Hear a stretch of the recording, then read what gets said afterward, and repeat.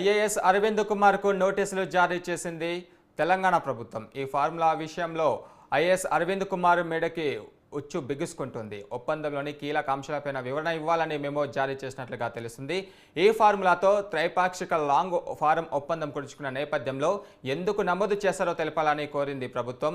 ఇక ప్రభుత్వ అనుమతి లేకుండా 50 కోట్లు హెచ్ఎండిఏ నుంచి ఈరియస్కు బదిలీ చేశారనే ఆరోపణపైన అరవింద్కు నోటీసులు జారీ చేసింది.